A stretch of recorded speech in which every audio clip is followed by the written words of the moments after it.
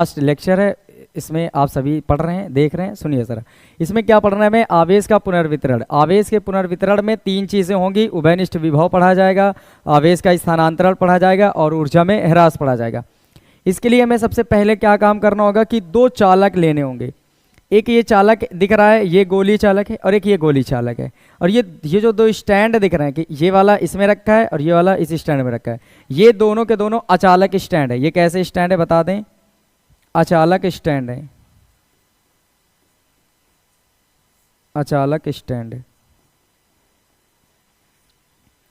तो यहां पर एक बात ये समझनी है कि अगर हमें आवेश का पुनर्वितरण पढ़ना है, मतलब एक जगह से दूसरे जगह जा रहा है आवेश, इसके बारे में पढ़ना है। और क्या क्या होगा वो तीनों चीजें मैंने बता दी कि उभयनिष्ठ विभव मिलेगा, आवेश का स्थानांतरण मिलेगा, ऊर्जा का ह्रास मिलेगा। लेकिन शर्त ये आती है कि आवेश का पुनर्वितरण होगा कैसे?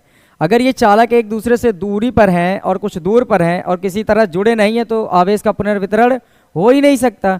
अगर आवेश का पुनर्वितरण लाना है तो इन दोनों चालकों को हमें क्या करना होगा? एक तार से संपर्क में लाना होगा। तो यहां पर मैं इन्हें एक तार से जोड़ दे रहा हूं,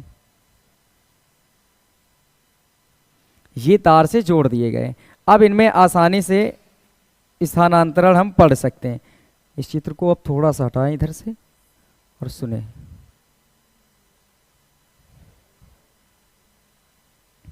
देखिए जरा, अब यहां पर सबसे पहले आपको लिखना होगा कुछ। वो लिखना क्या है कि माना दो चालक हैं, नाम इसका दे दें ए और ये चालक है बी। ये दो चालक हो गए, चालक ए और चालक बी। माना दो चालक ए और बी हैं जिनमें चालक ए का आवेश Q1, धारिता C1, विभव V1 है, जबकि चालक बी का आवेश Q2, धारिता C2, विभव V2 है। माना कि चालक ए का विभव V1 चालक बी के विभव V2 से बड़ा है। इस चीज को मैं यहां भी लिख दे रहा हूं, समझ जाएंगे। V1 का मान V2 से क्या है? बड़ा है। मतलब विभव A1 ए का चालक ए का ज्यादा है और चालक बी का विभव कम है। अब यहां पर एक बात समझिएगा जरूर। देखो, जो आवेश का वितरण होता है, मतलब आवेश का एक जगह से दूसरे जगह पर जाना, वो केवल एक बात पर डिपेंड करता है कि दोनों के बीच में विभव का अंतर है कि नहीं, या विभवांतर है या नहीं। तो यहां पर विभव V1 का ज्यादा है, V2 का कम है। जब भी आवेश एक स्थान से दूसरे स्थान पर जाएगा, आपको 100% ये बात मान के चलनी है कि दोनों के बीच में विभव का क्या है? बोलिए, अंतर है। तो यहां पर इसी वजह से दिखाया गया कि एक का बड़ा और एक का छोटा मान लिया जाए विभव, ताकि हम ये बता सके कि इनके बीच विभवांतर है। और जैसे ही विभवांतर होगा और चालक ए को चालक बी से जोड़ोगे तो अधिक विभव वाले या उच्च विभव वाले वस्तु से या चालक से आवेश का प्रवाह निम्न विभव वाली वस्तु में तब तक होता है जब तक कि दोनों के आवेश सेम नहीं हो जाते। पहला कॉन्सेप्ट याद करो कि अगर कोई दो चालक ऐसे हैं अपने पास कि जिनमें उनका आवेश क्या हो जाए? सेम हो जाए। और अगर आवेश सेम हो जाता है तो उच्च विभव वाले चालक से निम्न विभव वाले चालक की ओर आवेश तब तक प्रवाहित होता है जब तक कि दोनों के आवेश जो दोनों के विभव सेम नहीं हो जाते। ये बात याद रखेंगे। और जिस हालात पर विभव सेम होंगे उसके बाद आवेश का आना जाना रुक जाएगा, फिर आवेश का प्रवाह नहीं होता है। और जब आवेश का प्रवाह नहीं हो जाता है उस समय विभव क्या हो जाते हैं? सेम हो जाते हैं। और जब विभव सेम हो जाए उसी का नाम होता है उभयनिष्ठ विभव। समझ आई होंगी बातें? तो यहां पर मैं लिख देता हूं, छोटी छोटी चीजें लिख लेते हैं। चालक ए के लिए, अच्छा ये लिखा है, अब मुझे बताने की जरूरत है नहीं, आप समझ जाएंगे ना। चालक ए का आवेश Q1, धारिता C1, विभव V1, चालक बी का आवेश Q2, धारिता C2, विभव V2 है। और चालक ए का विभव V1 चालक बी के विभव V2 से बड़ा है। ठीक है, इतनी बातें समझ जाएंगे। तो अब हम लिखते हैं, जोड़ने से पहले देखो दो कंडीशन आपको याद रखनी है हमेशा। जब तक ये पढ़नी है तब तक आपको ये दो बातें याद रखनी है कि हमें दो कंडीशन इसमें लेकर चलनी है। पहली कंडीशन ये कि जब हम इसे तार से जोड़े नहीं थे, पहली कंडीशन।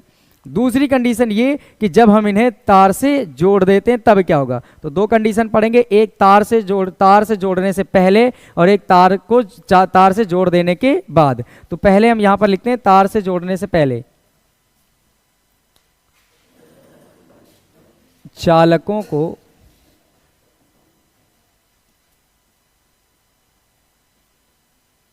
तार से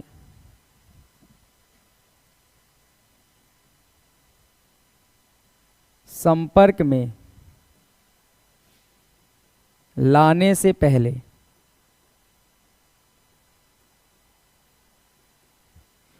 बताइए अगर संपर्क में लाने से पहले देख रहे हैं तो यहां पर एक फॉर्मूला आपको पढ़ना है, Q बराबर CV से। क्या इस फॉर्मूले को आपने पढ़ा था? Q बराबर क्या होता है बता दें? CV। Q बराबर क्या होता है? CV। अब यहां पर हमें कितने चालक है अपने पास? चालक A और चालक B। तो दोनों के लिए हम कुछ अलग अलग काम करेंगे। तो यहां से लिखते हैं चालक A के लिए, चालक A के लिए,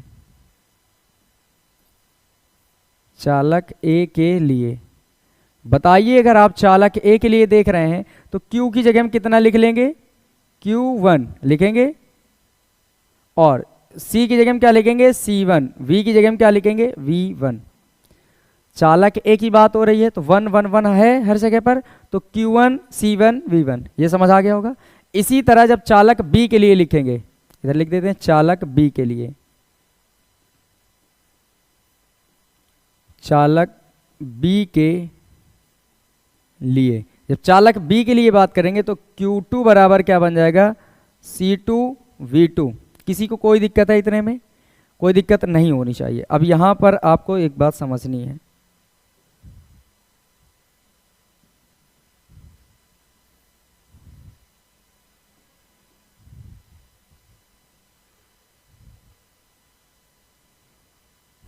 इन चीजों को बाद तक याद रखना है और मुझे बताते रहना।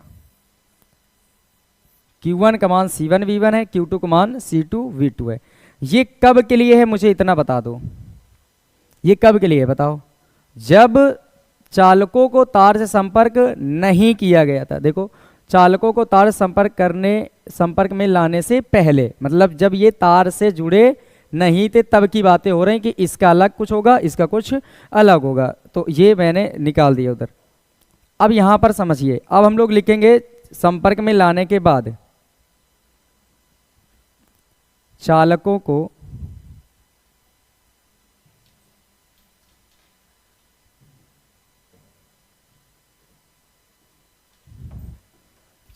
को संपर्क में लाने के बाद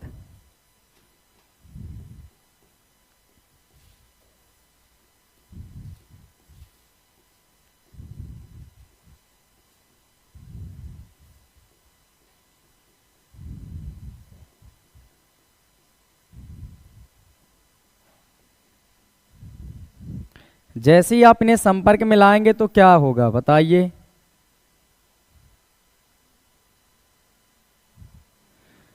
जैसे ही आप इन्हें संपर्क में लाएंगे तो ये होगा कि आवेश जो है उच्च विभव वाली वस्तु से निम्न विभव वाली वस्तु की ओर चलना शुरू कर देगा, और तब तक चलेगा जब तक कि दोनों के आवेश विभव समान नहीं हो जाते। याद रखेंगे, देखो जब भी अगर दो चालक हैं, कोई दो वस्तुएं हैं, अगर उनका कुछ एक का विभव कुछ और है, एक का विभव कुछ और है, तो अगर उन दोनों को जब जोड़ दोगे, किसी चालक तार द्वारा जोड़ दोगे, तो याद रखना उस समय आवेश का प्रवाह होना शुरू हो जाता है। जैसे आपने सुना होगा, जो ऊष्मा होती है हमेशा उच्च ताप वाली वस्तु से निम्न ताप वाली वस्तु की ओर होती है, प्रवाहित होती है। वैसे ही एक और बात सुना होगा, जो द्रव है उच्च स्थान से निम्न स्थान की ओर प्रवाहित होता है। ठीक वैसे ही आवेश का प्रवाह उच्च विभव वाले वस्तु से निम्न विभव वाले वस्तु की ओर होता है, और तब तक होता है जब तक कि दोनों के विभव सेम नहीं हो जाते। तो यहां पर बताओ, जैसे ही तार से जोड़ दोगे तो ज्यादा विभव किसका है बताओ? ये V1 किसका है? A का।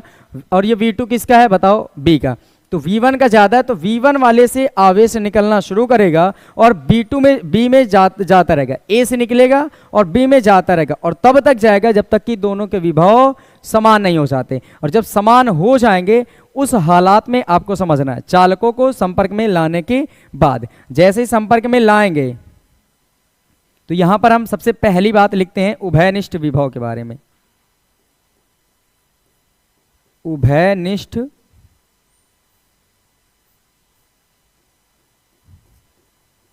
विभव, इसमें सबसे पहली हेडलाइन यही पड़ेगी। ये पहले चल रहा था, संपर्क में लाने से पहले की बातें थी, और ये संपर्क में लाने के बाद की बातें।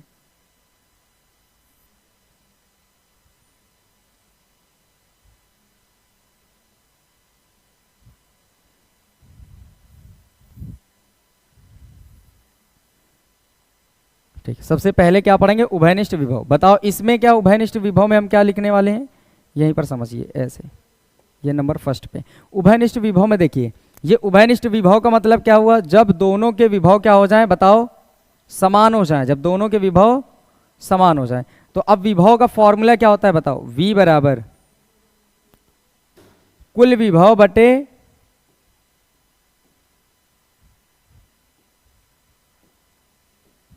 कुल आवेश।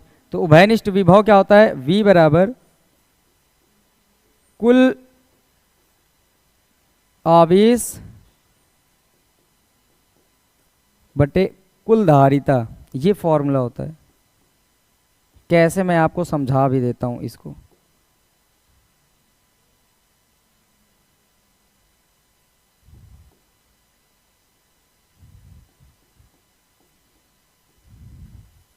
देखिए अब इधर समझिए जरा, क्या आपने क्यू सी बराबर क्यू अपॉन वी पढ़ा था, जल्दी से बता दें, पढ़ा था, सी बराबर क्यू अपॉन वी। अब अगर आपको निकालना है वी, विभव, तो ये वी जो है इधर आ जाएगा, तो ये सी किधर चला जाएगा, इधर चला जाएगा, चला जाएगा। तो बताओ ये वी ऊपर आ जाएगा तो इधर बन जाएगा वी, और उधर क्यू तो है ही, और ये सी आ जाएगा बट्टे में। क्या कुछ ये नजर आ रहा है, तो क्या बनता है वी बराबर क्यू अपॉन सी। अब यहां पर देखो V क्या है, आवेश ऊपर है धारिता नीचे, आवेश ऊपर धारिता नीचे, समझ आया कहां से बना था, तो ये यहां से बन के तैयार होता है। अब सुनो जरा इसके बाद क्या होता है, अगर यहां से आप देखेंगे तो V बराबर कितना बन के तैयार हो जाएगा, रखो कुल आवेश, कुल आवेश कितना, इसका आवेश प्लस इसका आवेश, तो बन जाएगा कुल आवेश। कुल आवेश का नाम क्या देंगे, Q1 प्लस Q2। नीचे क्या लिखनी, कुल धारिता, धारिता इसकी C1 उसकी C2, तो मिलकर क्या बनाएगी C1 प्लस C2। तो यहां पर जो आएगा वो आएगा C1 प्लस C2। कोई दिक्कत है किसी को इतने समझने में, आगे बढ़ते हैं। तो V बराबर Q1 का मान बताइए कितना है, C1 V1, C1 V1 plus Q2 का मान कितना है, C2 V2,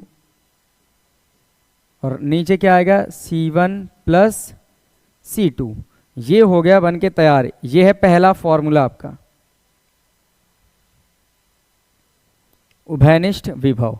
क्या याद रखेंगे उभयनिष्ठ विभव क्या होता है, फिर से एक बार समझ लें। जब पहले चालक तार से जोड़ने से पहले दोनों के अलग अलग आवेश निकाल लेने हैं, फिर जब संपर्क में ले आएंगे उसके बाद सबसे पहली जो चीज़ निकालेंगे वो क्या निकालेंगे, उभयनिष्ठ विभव। अगर इसमें लिखना है तो लिख सकते हो कि जब चालक को चालक ए को चालक बी के साथ एक चालक तार द्वारा संपर्क में ले आते हैं, तो उच्च विभव वाली वस्तु से निम्न विभव वाली वस्तु की ओर आवेश का प्रवाह तब तक होता है जब तक कि दोनों के विभव समान नहीं हो जाते।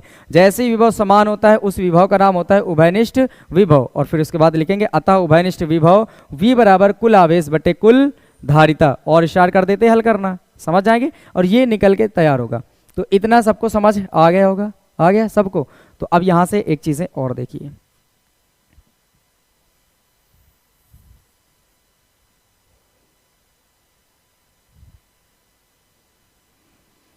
सुनिए। अब हम लोग निकालेंगे स्थानांतरित आवेश।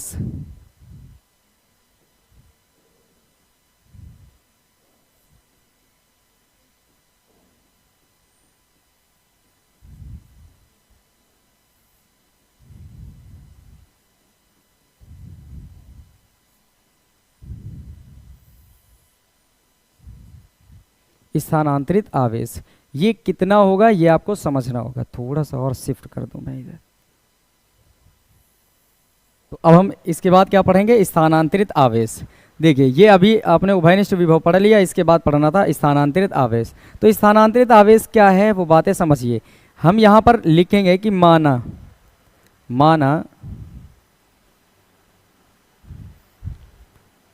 चालक ए का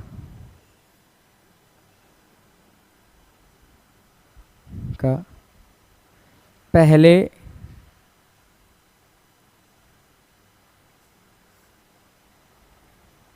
आवेश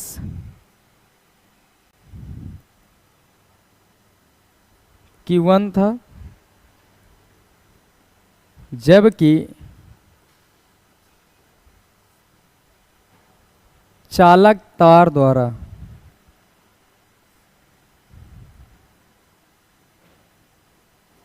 B से जोड़ने के बाद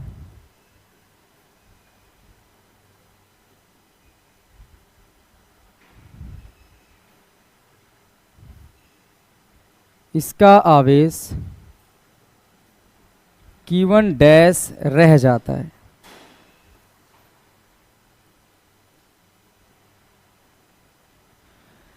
अब समझेंगे इस बात को। देखो, हमने ये मान लिया कि माना जो चालक ए ये है, इसका पहले आवेश कितना था Q1, और जब इसको हम इससे जोड़ देते हैं उस समय चालक बी का आवेश हो जाता है कि रह जाता है वो Q1 डैश। कितना रह जाता है? Q1 dash. ये क्यों रह जाता है, मेरी बात समझिए। मैंने अभी अभी समझाया था आपको कि अगर किसी एक चालक को किसी दूसरे चालक के साथ जोड़ दो, जैसे इधर पीछे पढ़ा था ना विभव उभयनिष्ठ विभव, उसमें पढ़ाया था जब ए को बी से जोड़ दोगे और आपको पता है दोनों के विभवांतर कुछ अलग अलग हैं, तो उभयनिष्ठ विभव क्या होता है? जब उच्च विभव वाले वस्तु से निम्न विभव वाली वस्तु की ओर आवेश का प्रवाह तब तक होना शुरू हो जाता है जब तक कि दोनों के विभव सेम नहीं हो जाते। तो इसका मतलब ये हुआ कि जो आवेश का प्रवाह होता है जब दोनों चालकों को तार से जोड़ देंगे तभी होता है। तो वही बात यहाँ पर समझना कि जब इससे इसको जोड़ा होगा तो उच्च विभव किसका है? V1 किसका है? बोले ए का। तो इससे आवेश गया होगा और इसमें पहुंचा होगा। तो यहाँ पर समझो जब इससे गया होगा तो इसके पास कुछ बाद में बचा होगा थोड़ा बहुत। क्यों? क्योंकि विभव अगर ज़्यादा एक का ज़्यादा एक का कम है तो आवेश का प्रवाह तब तक होगा जब तक कि दोनों के विभव सेम नहीं हो जाते। तो मान लो इससे जाता रहा और जब इसके और इसके दोनों के विभव सेम हो गए होंगे तो आवेश का प्रवाह जाना रुक जाएगा और उस समय इसके पास कुछ ना कुछ आवेश बचेगा। तो जब बाद में बचा आवेश है वो कितना है? Q1 dash. तो इस समय अब हम ये निकालेंगे कि टोटल कितना आवेश उसके पास से गया, वो निकालेंगे।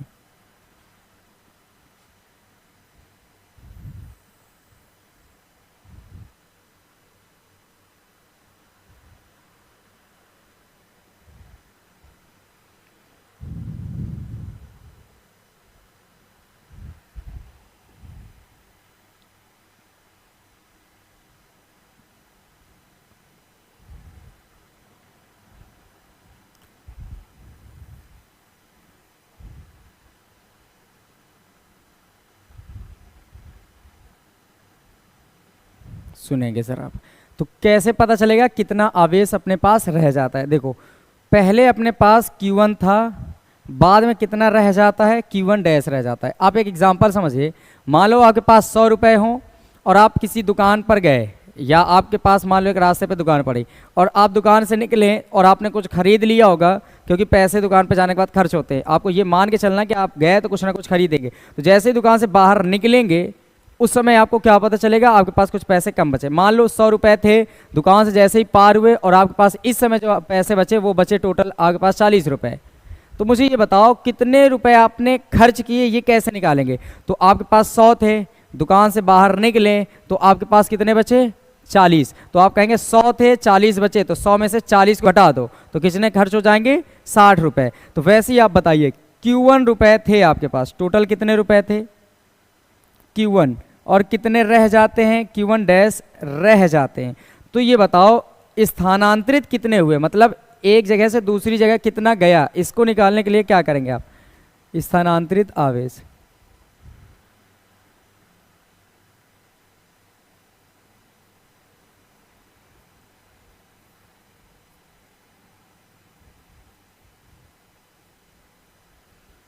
इसे हम मान ले रहे हैं कैपिटल Q के बराबर, और Q बराबर क्या लिखेंगे? Q1 minus Q1 dash. ऐसा क्योंकि देखो था कितने? Q1 था पहले चालक ए का, बाद में रह कितना जाता है? Q1 dash. तो कितना गया होगा? तो पहले जितना था उसमें से जितना बचा है वो घटा देंगे तो वो निकल आ गया कितना चला गया। तो अब यहाँ से Q लिखो, ये capital Q, Q1 C1 V1 होगा। अच्छा, ये Q1 डैश है, मान लो Q1 है तो C1 V1 लिखते, लेकिन एक बात यहाँ पर समझना, लिखेंगे नहीं, ये अभी समझा रहे हैं कि अगर Q1 है तो C1 V1 लिख रहे हैं, वैसे ये भी Q1 है तो C1 V1 लिखने चाहिए। लेकिन एक बात समझो, ये जो Q1 डैश कब रह जाता है, देखो ध्यान से, तो ये लिखा है जबकि चालक तार द्वारा B से, जबकि चालक A को तार द्वारा B से जोड़ने के बाद, समझना, पहले माना चालक ए का पहले आवेश कितना था? Q1 था, जबकि चालक ए को इसको तार द्वारा, इस तार द्वारा B से जोड़ने के बाद, B से जोड़ने के बाद इसका आवेश Q1 डैश रह जाता है। तो जो Q1 डैश है वो कब रह जाता है, जब हम चालक को A से B से जोड़ देते हैं, चालक A को चालक B से जब जोड़ देते हैं उस समय इतना रह जाता है। तो ये जो Q1 डैश है ये उस समय का है जब एक चालक को दूसरे चालक से जोड़ देते हैं। और एक बात बताइए, जब हम एक चालक को दूसरे से जोड़ेंगे, तो मैंने उभयनिष्ठ विभव का व्यंजक पढ़ाया, इसके बारे में बताया कि जब एक चालक को दूसरे से जोड़ते हो इसका मतलब ये होता है कि इस वाले चालक में आवेश का प्रवाह तब तक होगा जब तक कि दोनों के विभव समान नहीं हो जाते। अच्छा, यहाँ पर चालक A से B में जा रहा है क्योंकि चालक A का विभव चालक B के विभव से ज़्यादा माना गया है। अगर V2 ज़्यादा होता तो V2 से V1 वाले पे आता। तो याद रखिएगा, तो ये जो V1 है यहाँ पर V1 ना आकर के कुछ अलग बात आएगी। यहाँ पर जो ये V1 है इसको हटा देंगे और यहाँ पर केवल V लेंगे। V क्यों लेंगे, क्योंकि जोड़ने के बाद का आवेश Q1 डैश है और जोड़ने के बाद किसी का विभव ना तो इसका V1 रह जाएगा ना तो इसका V2, दोनों के विभव सेम हो जाएंगे और इसका नाम क्या होगा, उभयनिष्ठ विभव। और इसको किससे डिनोट करेंगे, सीधे V से। तो यहाँ पर आ जाएगा V। अब वैल्यू पुटअप करिए, तो ये जो Q है ये आ जाएगा C1, दोनों में है कॉमन, इससे C1 हो जाएगा कॉमन। तो इसके पास बचेगा V1 माइनस इसके पास बचेगा V। ये इतनी बात समझ आ गई होगी। तो यहाँ से Q बराबर C1, अब V1 की वैल्यू तो V1 ही है, लेकिन V का मान ये देखो इधर ध्यान से, इसको मैं और शिफ्ट कर दूं थोड़ा सा,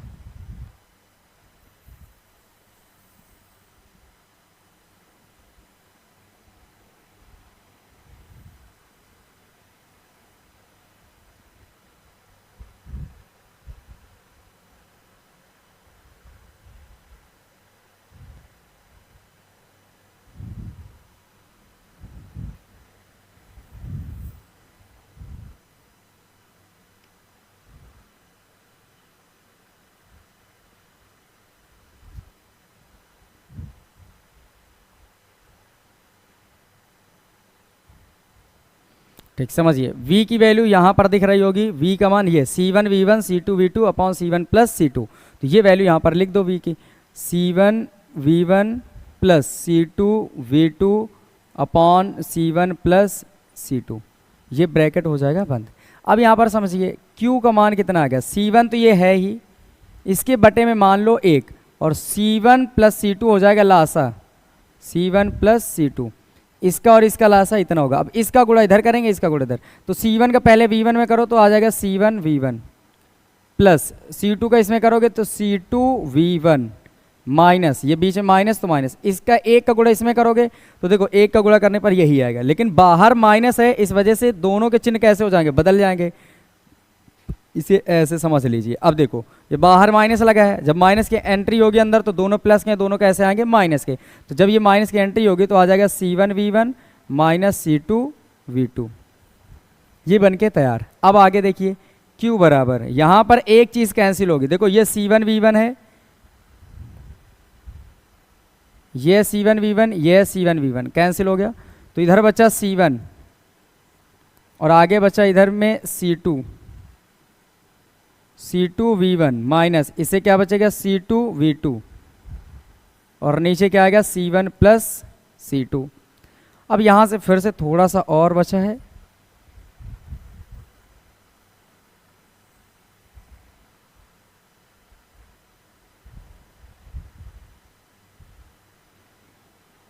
ठीक है समझिए। अब यहाँ से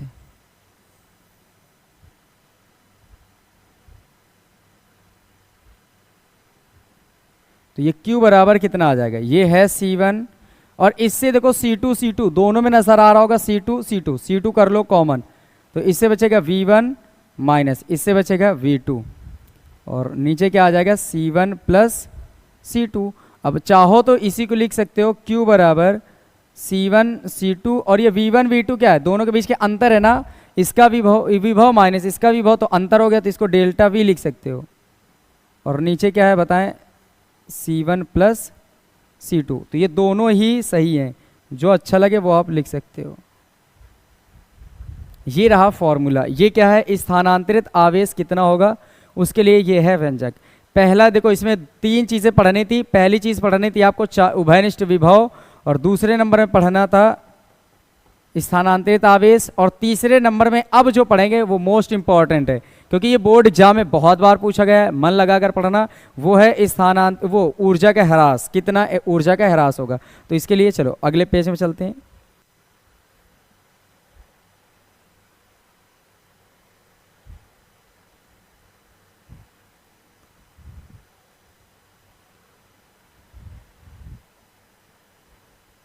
ठीक, सुनिए ज़रा। इसके बाद जो अगली हेडलाइन है उसमें हम लोग क्या पढ़ेंगे? ऊर्जा का ह्रास।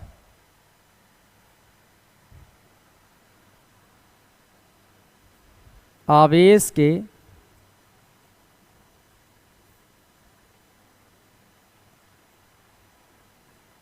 पुनर्वितरण में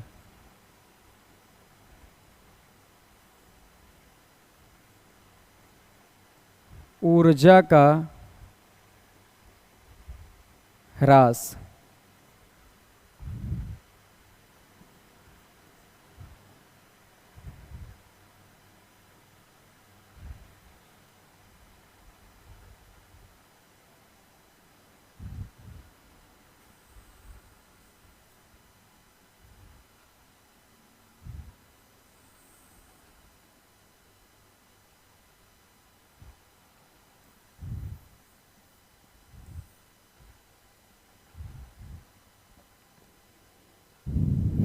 सुने सर आप।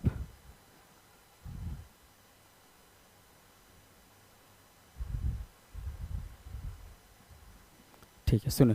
पहले ये जो चालक थे इनमें आप एक बार देख लो, यहां पर समझना। ये जो चालक है इसका पहले आवेश Q1 था, C1 था, V1 था, इसका Q2 C2 V2, ये सारी चीज़ें हैं। अब मैंने कहा था यहाँ पर पहले समझाया था कि हमेशा याद रखिए कि जब भी इस पुनर्वितरण वाले टॉपिक को पढ़ रहे होंगे तो 2 बार काम करेंगे। एक बार जोड़ने से पहले की चीज़ें, तार से जोड़ने से पहले, और एक बार दोनों को जब तार से जोड़ देते हैं उस समय के बाद।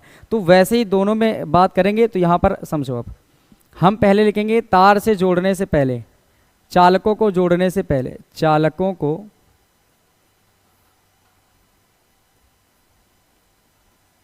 तार से जोड़ने से पहले, जोड़ने से पहले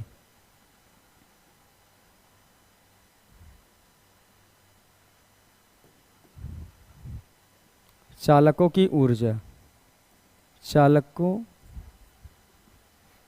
की कुल ऊर्जा, कुल ऊर्जा। देखो, जब भी हम ऐसी बात करते हैं कि ऊर्जा कितनी होगी, तो आपको 2 बात है। ऊर्जा में ह्रास पढ़ना ना, ह्रास का मतलब कमी। कमी कैसे होगी? देखो, पहले कितनी थी ये हम पता कर लें, बाद में कितनी रह जाती है वो पता कर लें, फिर कितनी थी उसमें से रह जाने वाली घटा देंगे। जैसे स्थानांतरित आवेश था, जितना था उसमें से जितना बचा उसको घटा देंगे। ठीक वैसे ही कितनी थी अपने पास उसको लेंगे, और कितनी रह जाती है उसको लेंगे। तो जो जितनी थी उसमें से रह जाने वाले को घटा देंगे तो ऊर्जा में ह्रास, कमी पता चल जाएगी कितनी बची।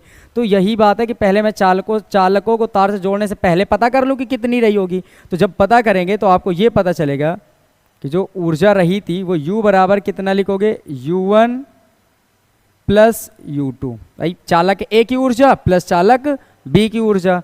तो यहाँ से बताओ, अब अगर हल करोगे तो ये जो चीज़ है ये U बराबर आ जाएगा U1, बताओ पहले चालक की ऊर्जा, तो हाफ CV² फॉर्मूला पढ़ाया था ऊर्जा का। अब पहले चालक की बात हो रही तो पहले चालक में 1 1 थी चीज़ें, तो ये 1 1 हो गया, प्लस दूसरे की निकाल रहे हो तो हाफ C2 V2 का स्क्वायर कर लो। समझ आ गई होगी बातें इतना।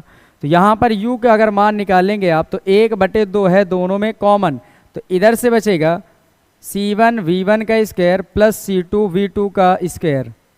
ये समझ आ गई होगी बातें। अब ये तो हमें पता चल गया कि जो चालकों से जोड़ने से पहले जो चालक A और B की कुल ऊर्जा जो थी वो थी half C1 V1 square plus C2 V2 का स्क्वायर। अब हम ये निकाल लेते हैं कि चालकों को जोड़ने के बाद कितनी ऊर्जा हो जाती है। तार से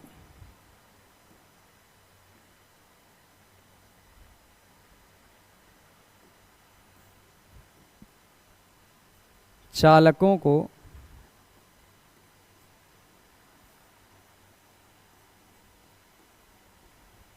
तार से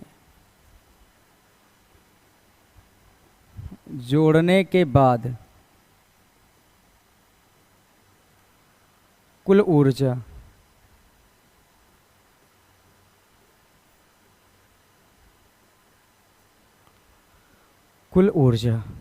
तो यहाँ से अब समझेंगे, ये अच्छी है। और यहाँ से ये बात अगर समझ आ गई ना तो फिर सब कुछ आ जाएगा आपको, क्योंकि जो भी चीज़ें हैं वो यहीं पर हैं, जोड़ने के बाद वाला।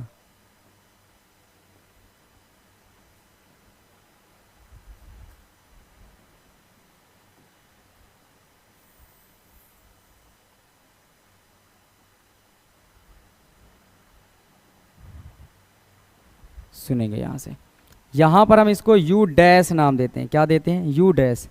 फॉर्मूला एक बार समझ के देखो, मैं चित्र समझाता हूँ फिर उसमें भी देखिए आप। इसमें एक बार जैसे ये क्या लिखे, क्या हो, जोड़ने के बाद की बातें हो रही, तो जोड़ने के बाद क्या इसका विभव V1 रहेगा या इसका विभव V2 रहेगा? नहीं रहेगा ना। इसका जो विभव है V1 या V2 वो किस में कन्वर्ट हो जाएगा? उभयनिष्ठ विभव में, V में। लेकिन मैंने कहा था धारिता नहीं चेंज होती है, याद रखिएगा, धारिता नहीं चेंज होती है। तो धारिता तो C1 और C2 plus C1 plus C2 रहेगी। कुल धारिता कितनी होगी? C1 इसकी, C2 इसकी, तो टोटल कितनी हो जाएगी? C1 plus C2। तो धारिता चेंज नहीं करेंगे, बाकी जो चीज़ें हैं वो जो V1 है V2 वो किस में कन्वर्ट हो जाएगा? V में। तो यहाँ से अब जो चीज़ बनेगी वो क्या आ जाएगी? बोलो।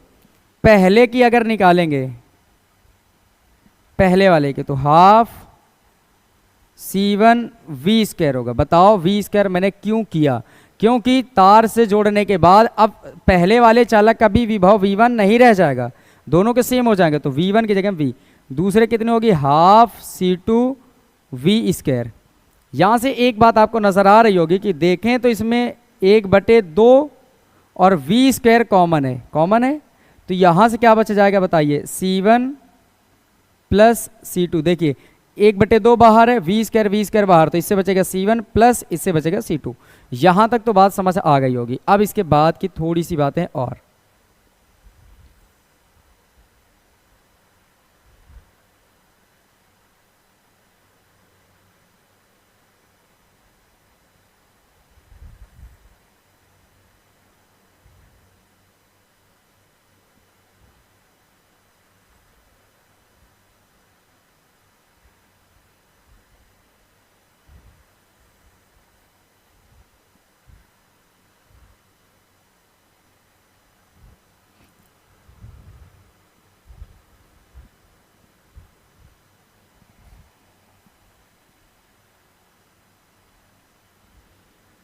ठीक है, अब समझेंगे। हम लिखेंगे अतः ऊर्जा में ह्रास, अतः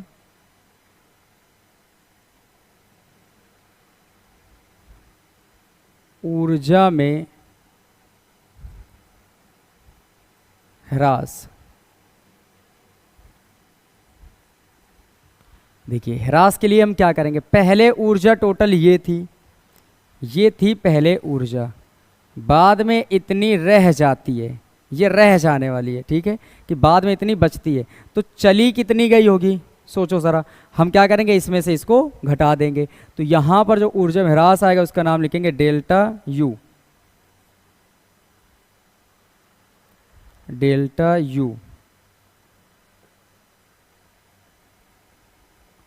और जो फॉर्मूला होगा ये U माइनस यू डैश बन के आ जाएगा, U minus you dash. Value रखनी शुरू कर दो अब। तो देखो डेल्टा U लिखा रहने दो इधर। U का मान कितना है? यहाँ से U का मान कितना है? 1/2 C1 V1 square plus C2 V2 का स्क्वायर, तो आ जाएगा 1/2 C1 V1 square plus C2 V2 square minus, sorry हाँ ये माइनस, अब U डैश का मान ये लिखा है पूरा, तो 1/2 V स्क्वायर ब्रैकेट में C1 प्लस C2, ये बन के तैयार। 1/2 C1 प्लस C2। अब इसको बस हल करना है। तो डेल्टा U बराबर 1/2 कॉमन है, इससे भी कॉमन नज़र आ रहा है। तो बताइए इससे क्या बचेगा? इसके पास ये ब्रैकेट में जो है वो बचेगा,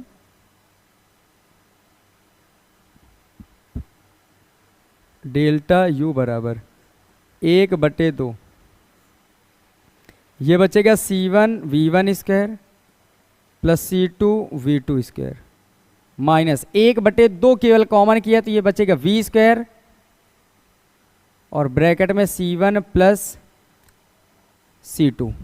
अब फिर इसके बाद चलते हैं, डेल्टा यू बराबर 1/2, ये आ जाएगा C1V1² प्लस C2V2² माइनस, ये V का मान आप पढ़ चुके हो, अभी पीछे पढ़ के आए थे उभयनिष्ठ विभव, C1V1 प्लस C2V2 और नीचे क्या आता C1 प्लस C2। अब स्क्वायर लगा तो इसका भी स्क्वायर कर लो और ऊपर वाले का भी स्क्वायर कर लो।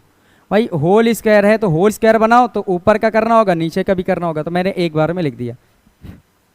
इधर कितना है C1 प्लस C2, ये ब्रैकेट क्लोज।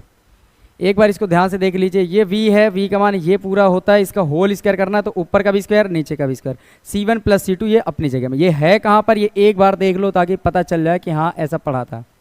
ये देखो लिखा C1V1 plus C2V2 upon C1 plus C2, तो यहाँ से ये चीज़ें बन के तैयार हो गई। तो अब ये देखो, ये जो चीज़ है एक बार में ये और एक ये इसका कैंसिल, भाई पावर 2 है मतलब 2 बार होगी, तो एक बार से एक बार कैंसिल हो गया, तो बचा क्या, डेल्टा यू बराबर 1/2, इसके बटे में एक अब मान लेंगे C1V1² प्लस C2V2² बटे में मान लो 1 माइनस, ये a प्लस बी का होल स्क्वायर नज़र आ रहा होगा तो यहीं पर तोड़ लो सीधे, तो a² मतलब C1² V1², a plus B का होल स्क्वायर तो a² मतलब इसका स्क्वायर प्लस b² तो इसका स्क्वायर करो तो C2V2² प्लस 2ab करना है तो a और b, ये C2² V2² बन गया, प्लस 2ab तो 2a और b दोनों को गुणा करना है ना, तो देखो जब 2ab करोगे तो ये भी पूरा आएगा, तो C1 C2 भी आएगा, V1 और V2 भी आएगा, तो यहाँ पर आ जाएगा 2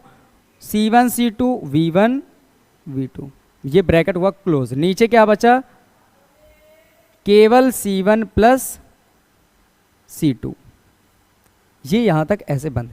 अब समझिए ज़रा, इसको और थोड़ा छोटा करें। अब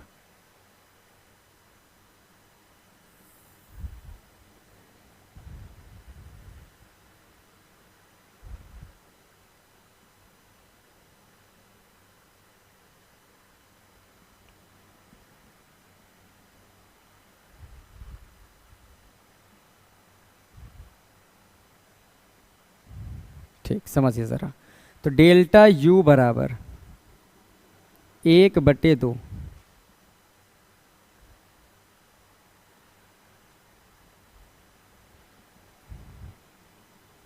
अगर इनका लासा लेंगे तो क्या आ जाएगा बताइए, C1 प्लस C2 ही आएगा।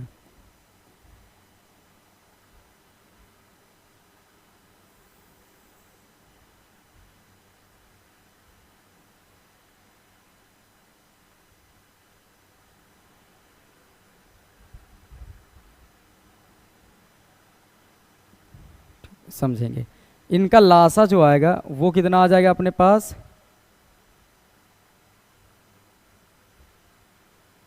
C1 प्लस C2, ये अलग कर दिया ताकि ये भीड़ में थोड़ा सा नजर आए। इसका गुणा इसमें करना है, बताओ इस पहले C1 का इन दोनों में करो, तो C1 का जब C1 में करोगे तो क्या बन के आएगा, C1 का स्क्वायर और साथ में क्या है बोलो, V1 का स्क्वायर। C1 का पहले इसमें करना है तो C1 का स्क्वायर बन गया और V1 का स्क्वायर बन गया, प्लस अभी इस C1 का इसमें करो तो C1 C2 V2 का स्क्वायर बनेगा, C1 C2 V2 का स्क्वायर।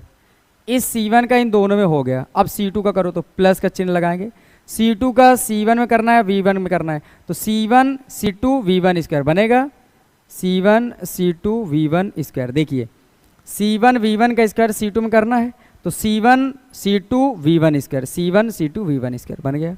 फिर आगे बढ़ते हैं, प्लस अभी इसका करना है, C2 का करना है इसमें C2 में, तो C2 का स्क्वायर बन जाएगा और V2 का स्क्वायर बन जाएगा। समझ गए होंगे इतना। C2 का गुणा जब C2 में करोगे तो C2 का स्क्वायर V2 का स्क्वायर। अब माइनस की एंट्री करना है, बड़े आराम से करते चलना, जो जितने भी चीज़ें प्लस की वो सब की सब कैसी हो जाएंगी, माइनस की, तो यहाँ से ये सब माइनस हो जाएंगे, तो C1² V1² minus C2² V2² minus 2C1 C2 V1 V2, और यहाँ से हो जाएगा ब्रैकेट क्लोज। ये रहा। अब देखिए यहाँ से क्या बनेगा, डेल्टा U बराबर 1/2। देखो ये चीज़ कट रही है, जैसे कि ये C1 V1² प्लस का है और यहाँ इधर माइनस का, C1² V1² प्लस का, C1² V1² माइनस का, और यहाँ पर ये चीज़ प्लस की और ये चीज़ माइनस की, ये भी ख़त्म हो गई, ख़त्म हो गई। अब जो चीज़ें बची इनको थोड़ा सा और समझना, थोड़ी सी जगह की ज़रूरत है, मैं इसे और छोटा कर दूँ, हल्का सा बिल्कुल। पहले इसको करूँ,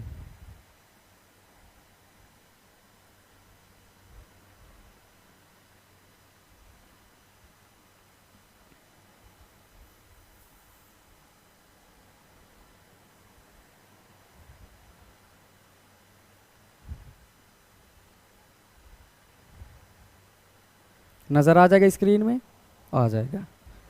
इधर आ जाते हैं।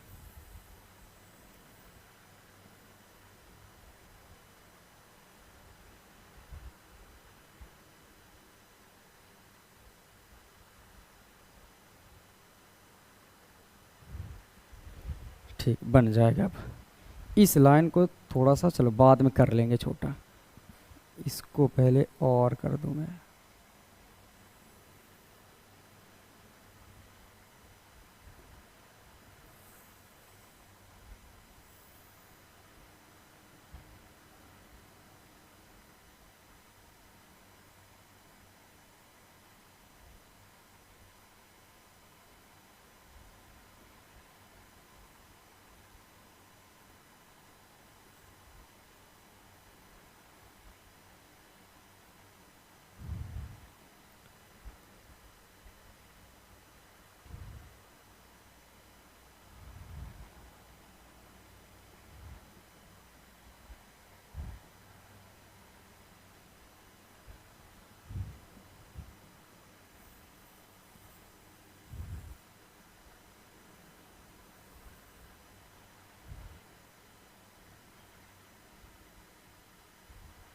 अब मिल जाएगी जगह।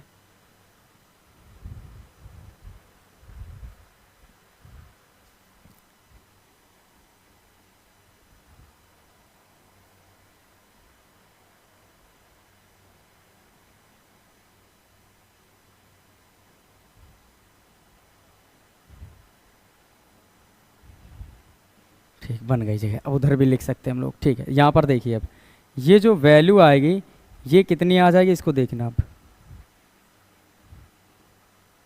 यहाँ पर क्या बचा अपने पास, देखो डेल्टा U बराबर 1/2, ब्रैकेट में बचा C1 C2 C1 C2। पहले ये V1 का स्क्वायर नज़र आ रहा है, तो पहले मैं इसको लिख ले रहा हूँ, इस वाले को, फिर इसको लिख लेता हूँ C1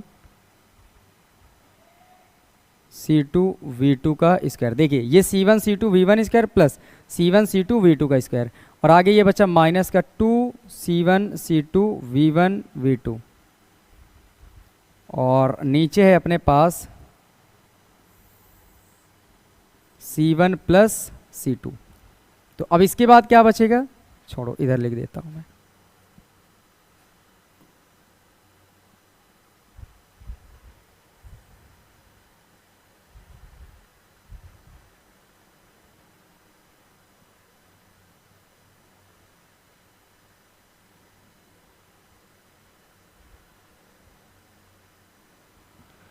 ठीक, सुने ज़रा, ये डेल्टा U है इधर बराबर, इसमें से C1 C2 C1 C2 C1 C2 नज़र आ रहा है, तो यहाँ से कॉमन हो जाएगा C1 C2।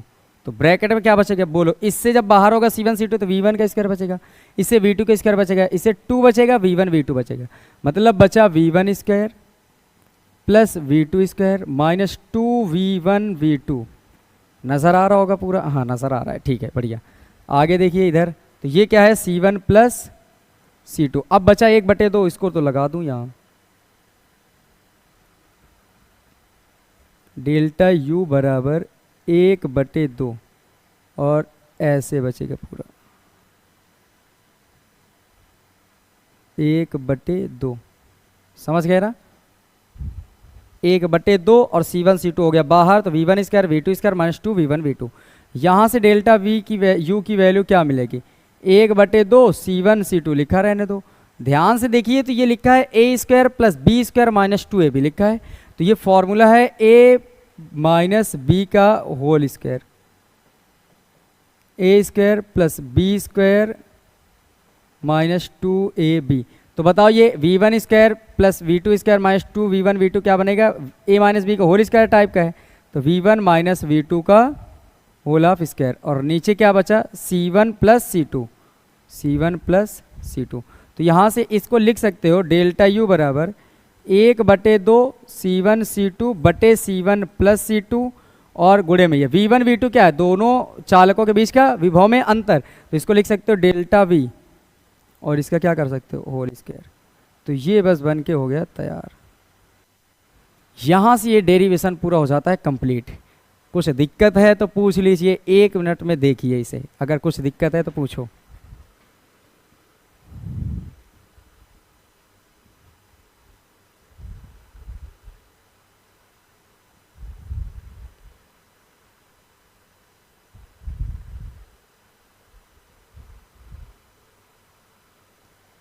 कोई दिक्कत नहीं, ठीक, तो बढ़िया रहा फिर तो यहाँ से आज से ये चैप्टर पूरा होता है कंप्लीट। तो फिर मिलेंगे अब अगले लेक्चर में, लेकिन तब तक के लिए चैनल को सब्सक्राइब कर लें, नोटिफिकेशन के लिए बेल आइकन को प्रेस कर लें, और अगर नए हो तो इसे सब्सक्राइब करने के बाद 1-2 के पास शेयर भी कर लेना है ना, अपने दोस्तों के पास कर लो ताकि चैनल ग्रो हो जाए, आप भी बेहतरीन मेहनत करते रहो तो नंबर भी आपके अच्छे आएंगे। तो फिर ठीक है, थैंक यू सो